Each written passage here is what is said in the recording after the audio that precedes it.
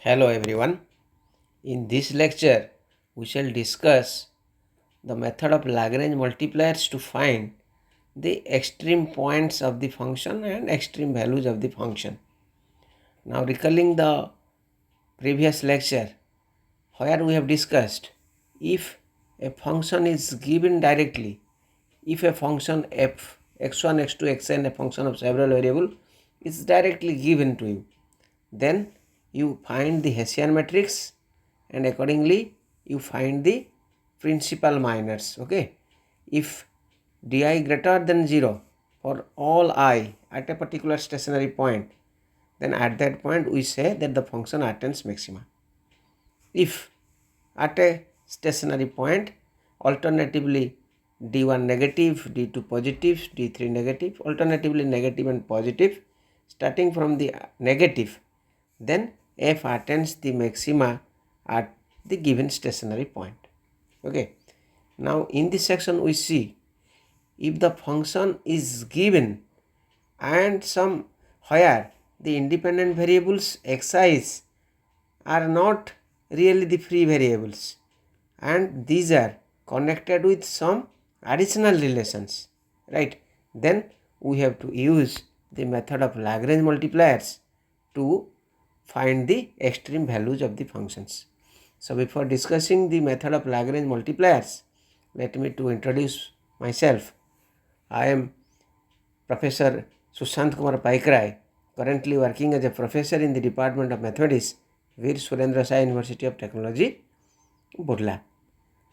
So let us now discuss the method of Lagrange multipliers. For simplicity, let me to consider a function of 3 variables, and in general we can extend it to function of several variables.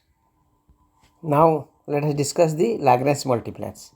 For simplicity, I am considering here a function of 3 variables.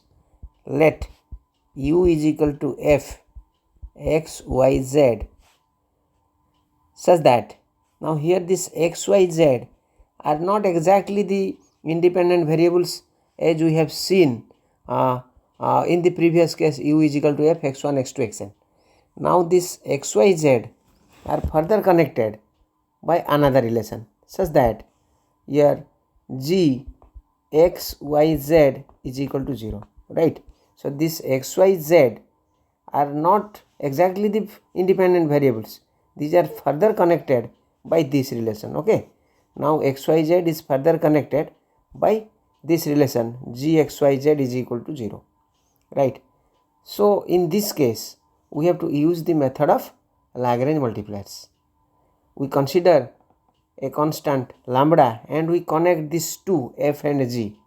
Let my capital F is equal to f, not exactly 0. Let you see c is any constant. Okay, let you see c is any constant is equal to c. Now this c may be 0 or may not be. C may be 0 or may not be 0 or not equal to 0 is any constant, right?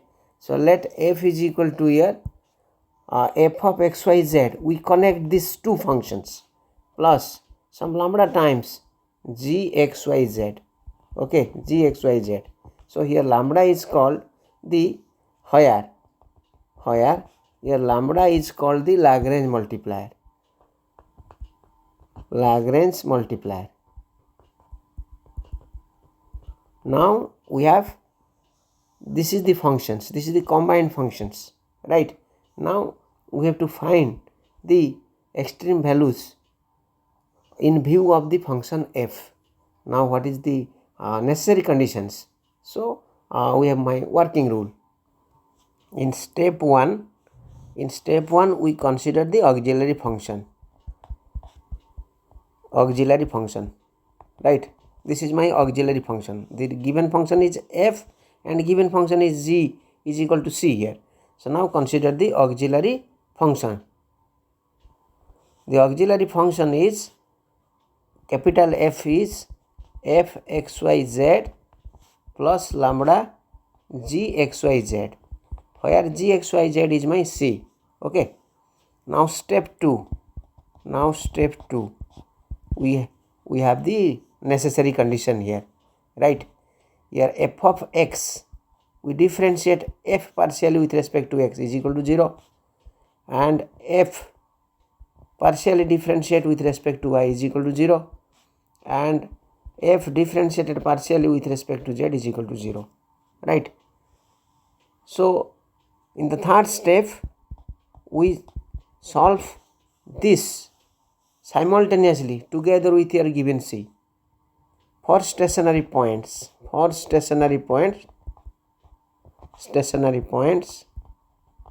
solve simultaneously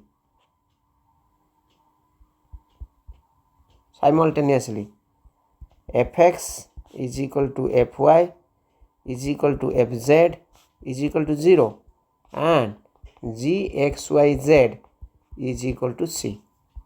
So for stationary points you have to solve this, right? Now after solving this, you will get the stationary points. After that, you may get simultaneously to get you say x0, y0, z0, x1, y1, z1, like that. Okay, so these are the stationary points, and at these stationary points you find the extreme values, right? You find the step 4. At each stationary points we find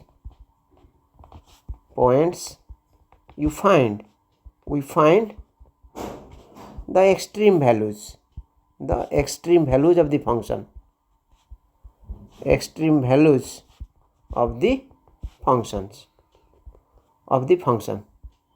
means f x0, y0, z0, f x1, y1, z1, and so on, right? But the tragedy of this method is that, or I say the disadvantage of this method is that, now we cannot exactly specify the nature of these stationary points, okay? Whether it is maxima or minima, it cannot exactly specify, right? So the disadvantage is that this method doesn't determine the exact nature means max or mean, like this, okay? Exact nature of the stationary points. So this is the drawback of the method. Further analysis is needed for the same. Further analysis is needed to know the nature of the points, right? In fact, what is that further analysis? It is not that easy always. You are suppose given gxyz, this relation is given, is C. From this we express z in terms of a function of xy, right? We solve it, means we solve this z as a function of xy. Now we substitute this in the given function.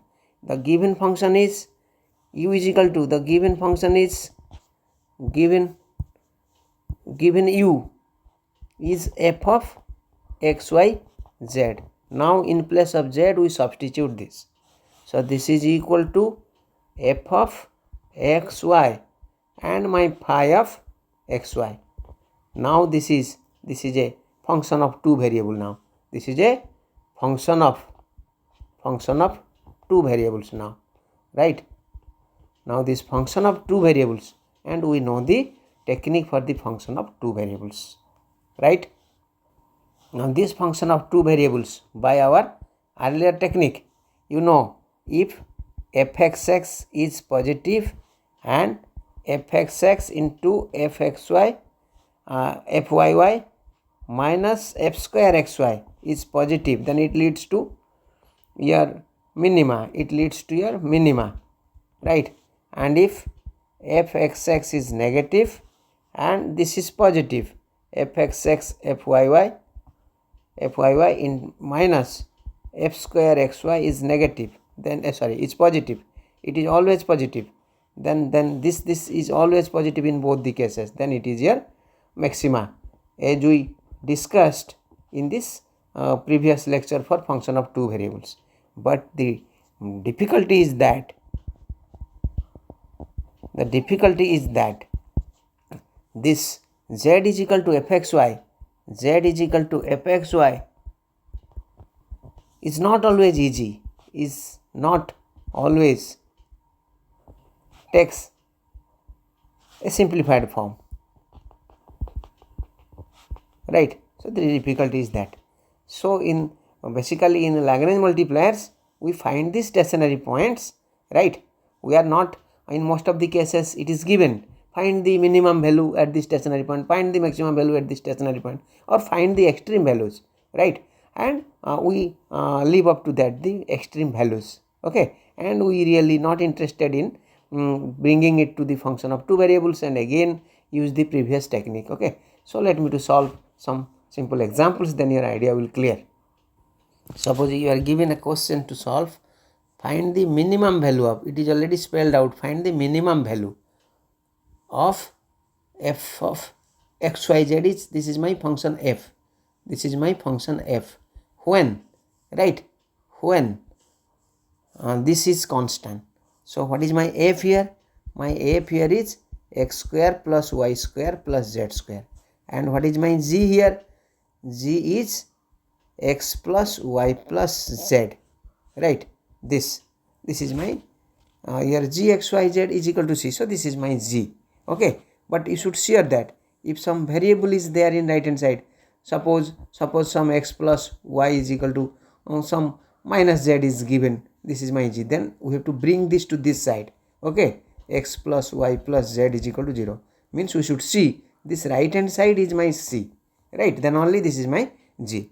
So we have to first consider the auxiliary function. Consider an auxiliary function f is equal to here f plus lambda g. So this is equal to x square plus y square plus z square plus my lambda times x plus y plus z. Now we find the partial derivative of f with respect to all the variables individually. So now what is my fx? My capital fx, we are differentiating with respect to x, then it is my 2x and it is 0 and 0 plus lambda, right? And my similarly what is my fy? Fy is my 2y plus lambda here. And what is my fz? Fz is my similarly 2z plus lambda. Now this is equal to 0, this is equal to 0 and this is equal to 0, right? So this implies what is my lambda? So my lambda is my minus 2x and here my lambda is my minus 2y and here is my lambda is my minus 3z, minus 2z. So lambda is equal to lambda. So therefore I have this minus 2x is minus 2y is minus 2z, as lambda is equal to lambda. So this means my x is equal to y is equal to z, isn't it? Now come to the relation here. I have told you solve fx, fy, fz together with this given g, right? Together with this given g is equal to c. We have now x plus y plus z is equal to a. Now next x plus y plus z is equal to 3a, right? Implies here y is same as x, z is same as x, so x it is also same as x is equal to 3a, implies my 3x is equal to a, implies my x 3x is equal to 3a, x is equal to a which is same as y which is same as z. So what is my stationary points? So thus the stationary point is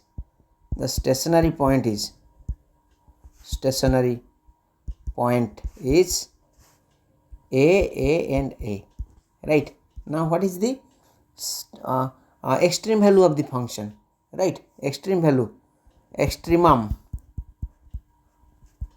value of the function f x y z at the point a. What is your f x y z? F x y z is x square plus y square plus z square. So this is my here x is a, so it is s square plus s square plus s square is 3a square, right? But we are not going to test that whether it is minimization or not, but since it is given in the question find the minimum value, so now we write this extreme value as the minimum value. Hence the required minimum value, the required minimum value of the function is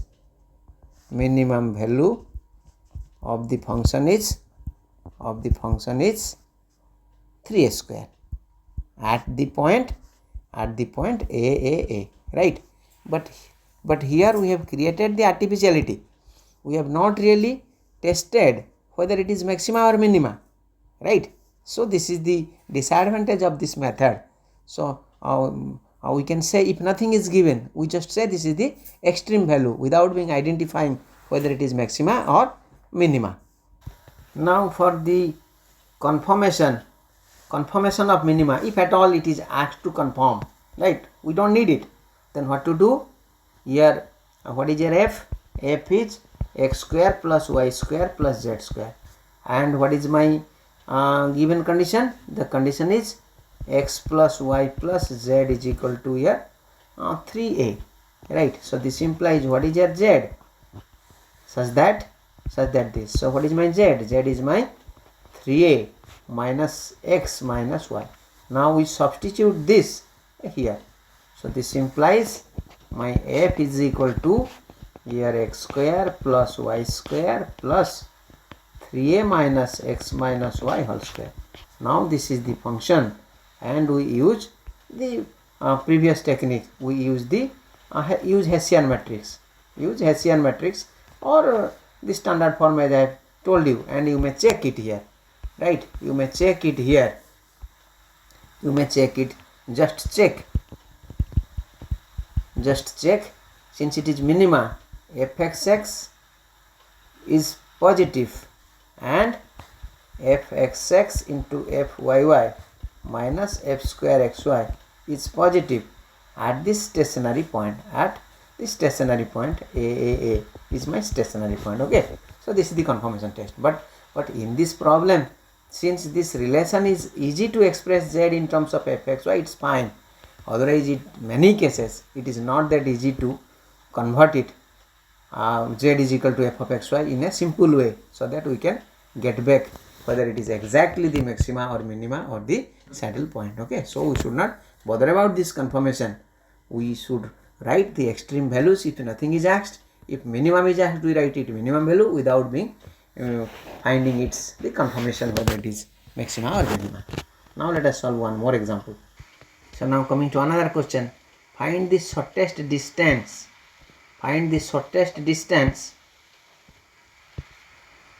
Shortest distance from the point 30 to the parabola y is equal to x square. So coming to the solution, so we have a parabola y is equal to x square is a parabola, right? It is symmetric about y axis passing through origin. Y is equal to x square is my parabola here, right? Now we are asked to find the shortest distance. Suppose the point from the point, this is my 30 point, right? And we have to find, suppose this is my point, pxy is my point. So now we have to find this shortest distance here, this perpendicular distance here, right? This shortest distance. So what is my function here? So let my this point is my a, say let pa, u is equal to my pa, right? Pa. So this is x minus 3 square plus y minus 0 square, right? So this is my function, right? Is u is equal to or f is equal to my function is this.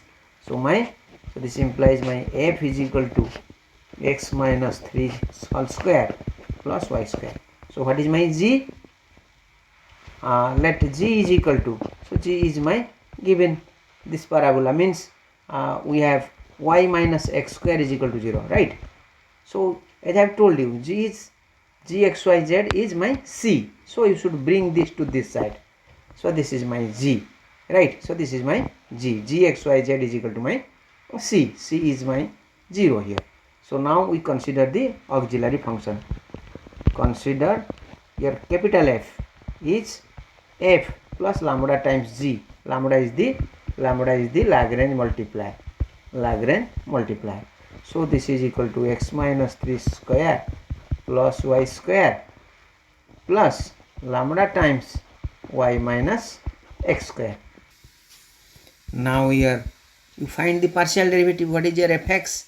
Right, what is your fx? Fx is 3 into 2 into x minus 3.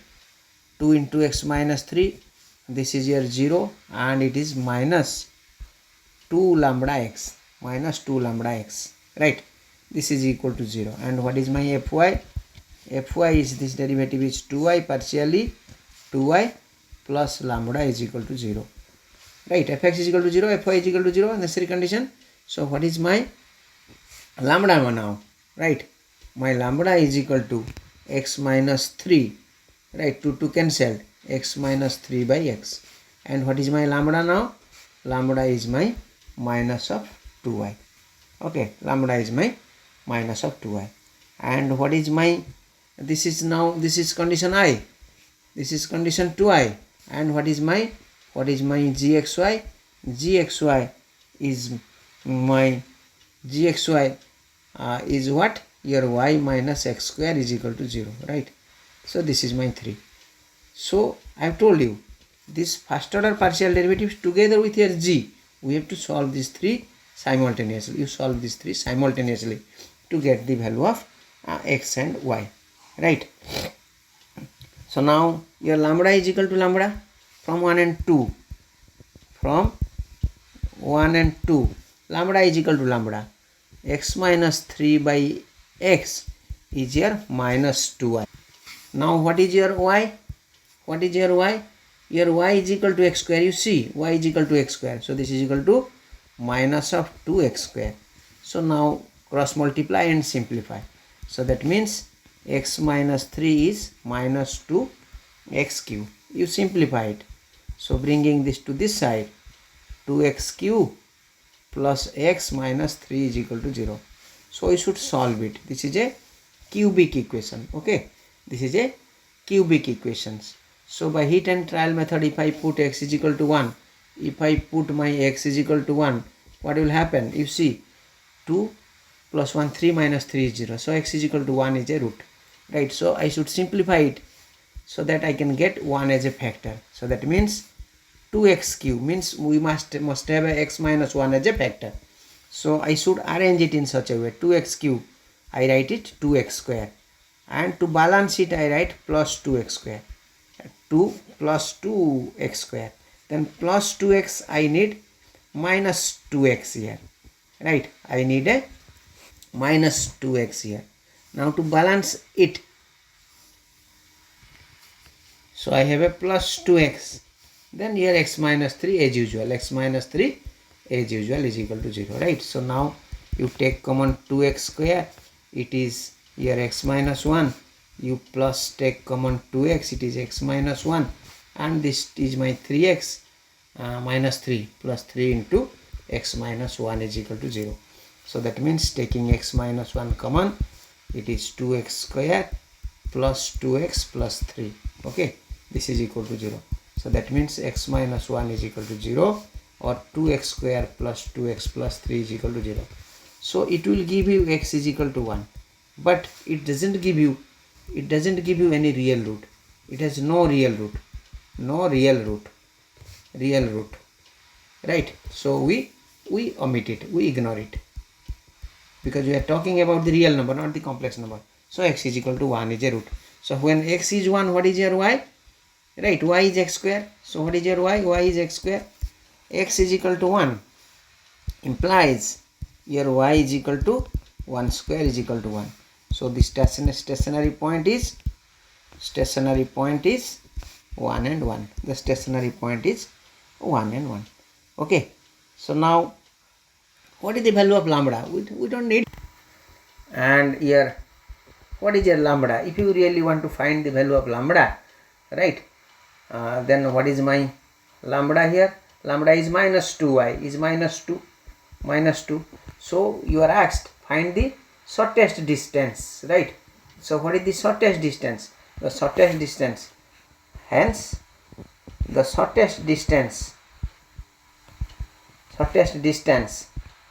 here PA, right? PA is equal to here 1 minus x minus 3 square plus 1 square, right, root over. So this is equal to 2 square plus 1 square is my root 5.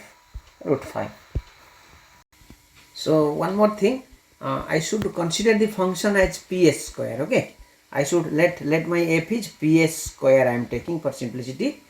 Okay, but the real distance here is the root over this. Okay, I consider f is this.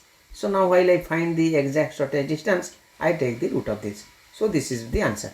Okay, and we can also solve it, since now it is a function of two variables here, right? We can check the conformation. Bringing it to a single variable now. Now y is equal to x square. Now bringing this, it is a function of single variable. No need of the conformation test, because it is already asked that the shortest distance. So this distance has to be the shortest distance. Let us solve one more example. So find the, you see in this question, find the maximum as well as minimum distances, okay, of the point. Let the point be my A from the sphere. The sphere is this. So this is my G x, y, z is equal to my C. This is 56 is my C.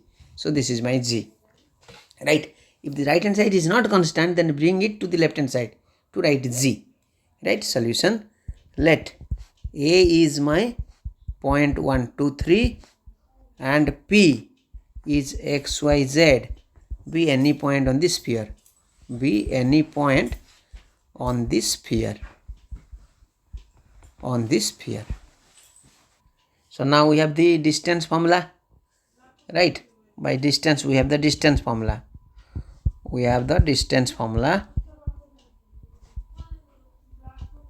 Here AP square, right? AP square is x minus 1 square. This is the point. This is a x minus 1 square plus y minus 2 square plus z minus 3 square. So let it be my f. Okay. So now subject to the condition is x square plus y square plus z square is equal to 56. So let f is equal to, let my capital F is f plus g is x minus 1 square plus y minus 2 square plus z minus 3 square plus some lambda times g. G is my this, G is my C. Okay, so this to take this form, g x y z is equal to C. It is in that form, plus lambda times x square plus y square plus z square. Now we have the necessary conditions. Now here fx is equal to 2 into x minus 1, 2 into x minus 1, and it is 0, and it is my plus 2 lambda x is equal to 0, is my lambda is equal to 1 minus x by x, right? Bringing this to this side, it is 1 minus x. And similarly my fy is 2 into y minus 2 plus lambda, it is in 2y is equal to 0. So that means my lambda is 2 minus y by y. Then again my fz is likewise 2 into z minus 3 plus here 2 lambda z is equal to 0, implies my lambda is equal to 3 minus z by z. Okay, 3 minus z by z. So now this lambda is equal to lambda, right? This is I, this is 2i, this is my 3i, and my additional condition is this is my iv, right? This is my iv. Now we have to solve this within these 4 equations here. Okay, so now my lambda is equal to lambda, my lambda is equal to lambda, so these 3 are same. Clearly here 1 minus x by x is 2 minus y by y is 3 minus z by z as z, because these are all equal to this lambda. Okay, so this if I simplify it, it is my 1 by x minus 1 is equal to my 2 by y minus 1, it is equal to my 3 by z minus 1. So right, so now, so this implies 1 by x is 2 by y is here 3 by z, right? Cancel, 1 and 1 cancel. So this implies my, if I consider this 2, here y is my 2x, this implies y is my 2x, right? And if I consider this and this, here z and my z is equal to my 3x. Okay, y and z are expressed in terms of x. Clear? Now from IV here, from IV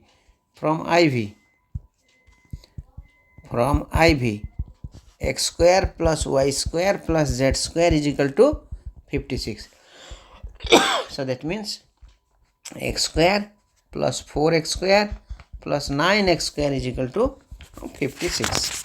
So if you simplify it, implies 14x square is equal to 56, implies x square is equal to here 4, implies x is equal to plus and minus 2. So this is my x now. So after getting x, so when x is this 2, for x is equal to 2, so for x is equal to 2, what is my y? Y is my 4 and z is my 9. Again for my for x is equal to minus 2, what is my y? Y is equal to my minus 4 and z is equal to my minus 9. So what are the points here? So let my point P1 is my point 249 and P2 is my point here minus 2, minus 4 and minus 9. At both the points I will find the distance here. Now what is my AP1, right? I have taken this AP. So at the point P1, so now AP1, now the distances,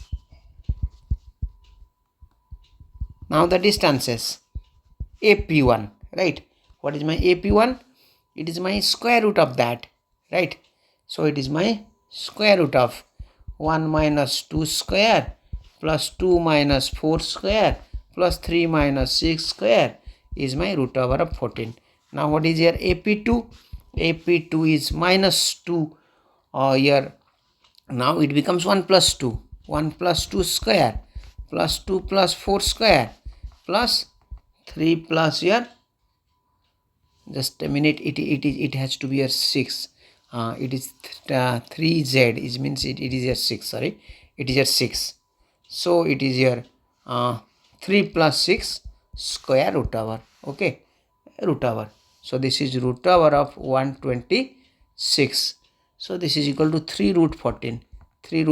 You see, this is max here. This is max here. You see, this is your mean here. So the largest distance will be, this is AP2. So the largest distance is AP2, smallest distance is AP1. So we note it down. Thus, the maxima and minimum distances are 3 root 14 and root 14 respectively. Okay, respectively. Now one may use the coordinate geometry to find this maximum and minimum distances, but in view of the Lagrange multiplier, and we have, this is the approach. Okay, we no need for the confirmation test, and we should leave it here at the extreme values. Now coming to one more example, we have one more question. Find the minimum value of, already asked minimum. Now this is my f and this is gxyz is equal to c. gxyz is equal to my cp being constant. So this left hand side is my gxyz.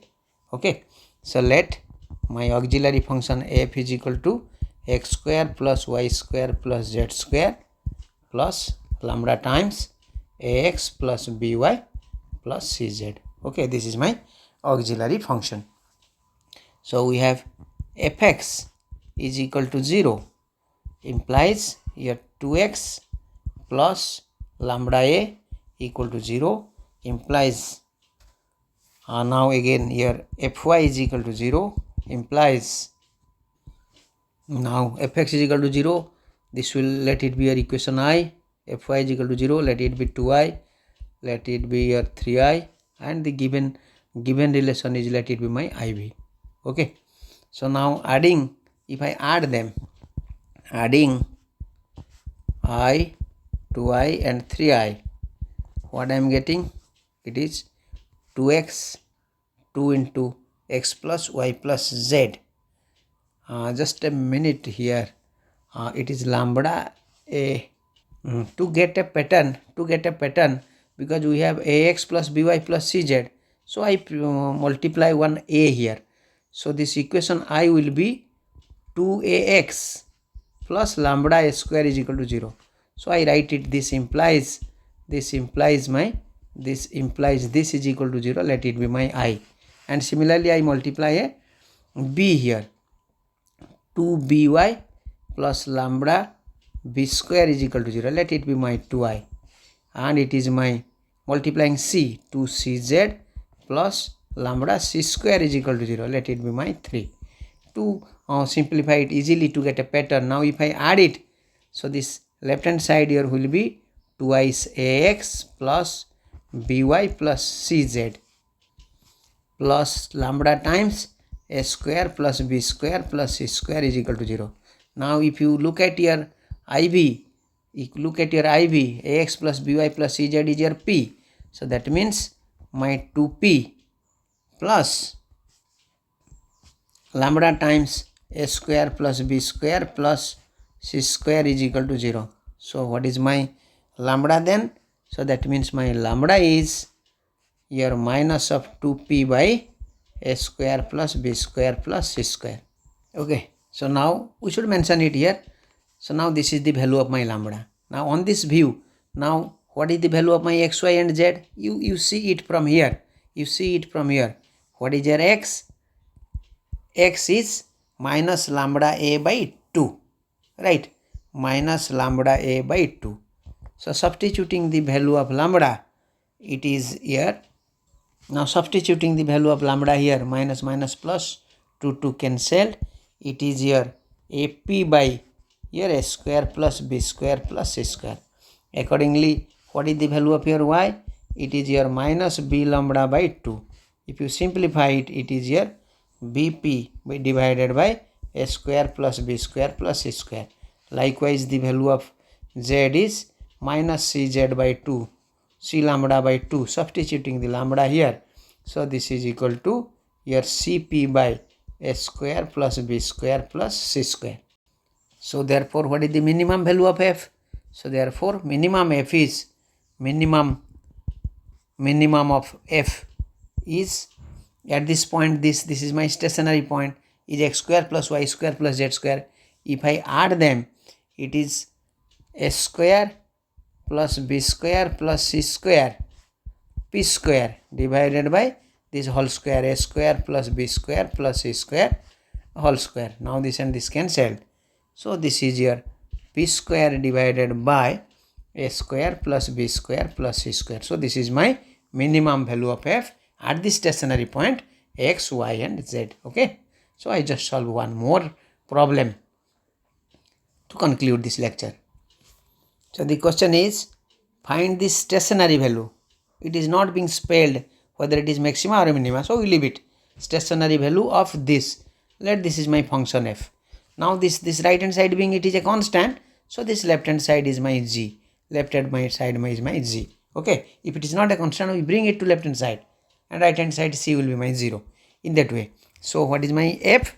So let my capital F, the auxiliary function, is f plus lambda times g is x square y q z fourth plus lambda times x plus y plus z, where lambda is a Lagrange multiplier. Okay, so now your capital Fx is equal to Fx is equal to 0 is equal to Fy is equal to Fz. This will give you your 2xyq z fourth. Okay, differentiate it. Plus lambda is equal to 0, right? Or your lambda is equal to minus 2xyq z fourth. Let it be my I. Okay, so accordingly your Fy will be 3x square y square z fourth. You differentiate it. Okay, plus my lambda is equal to 0 implies my lambda is minus 3x square y square z fourth. Let it be my 2I. Again I differentiate with respect to z, so it is my 4x square yq zq plus lambda is equal to my 0 implies my lambda is your minus 4x square yq and zq. Let it be my 3, and this original given relation is my 4. This will be my 4. Okay, so now from 1 to and 3, from 1, 2 and 3, here lambda is equal to lambda, so minus 2x yq z fourth is equal to minus 2x square y square z fourth is equal to minus 4x square yq zq. If you compare them pairwise, if you take it pairwise and you take this and you take this pairwise, you solve it. So solving pairwise, you have here this 2y is equal to 3x means y is equal to 3x by 2 and z is equal to here z is equal to 2x, so x is x. So now your given relation, now from given relation